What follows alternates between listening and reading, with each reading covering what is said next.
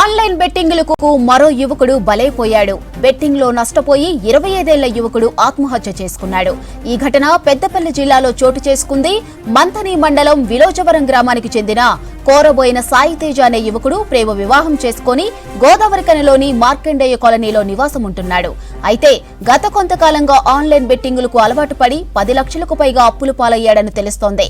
అతడికి 2 పిల్లలు కాగా ఓ ప్రైవేటు హాస్పిటల్లో మార్కెటింగ్ ఎగ్జిక్యూటివ్ గా పనిచేస్తున్నాడు.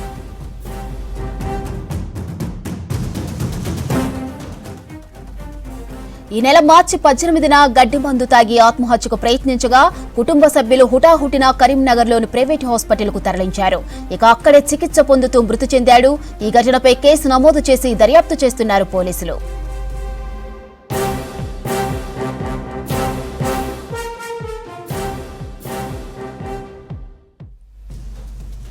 ఆన్లైన్ బెట్టింగులకు మరో యువకుడు బలైపోయాడు.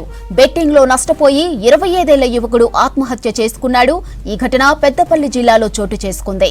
మంథని మండలం విలోచవరం గ్రామానికి చెందిన కోరబోయిన సాయితేజ అనే యువకుడు ప్రేమ వివాహం చేసుకుని గోదావరికనిలోని మార్కండేయ కాలనీలో నివాసం ఉంటున్నాడు. అయితే గత కొంతకాలంగా ఆన్లైన్ బెట్టింగులకు అలవాటు పడి 10 లక్షలకు పైగా అప్పులు పాలయ్యాడని తెలుస్తోంది. అతడికి 2 పిల్లలు కాగా ఓ ప్రైవేట్ హాస్పిటల్లో మార్కెటింగ్ ఎగ్జిక్యూటివ్ గా పనిచేస్తున్నాడు. ఈ నెల మార్చి 18న గడ్డి మందు తాగి ఆత్మహత్యకు ప్రయత్నించగా కుటుంబ సభ్యులు హుటాహుటిన కరీంనగర్లోని ప్రైవేటు హాస్పిటల్కు తరలించారు. ఇక అక్కడే చికిత్స పొందుతూ మృతి చెందాడు. ఈ ఘటనపై కేసు నమోదు చేసి దర్యాప్తు చేస్తున్నారు పోలీసులు.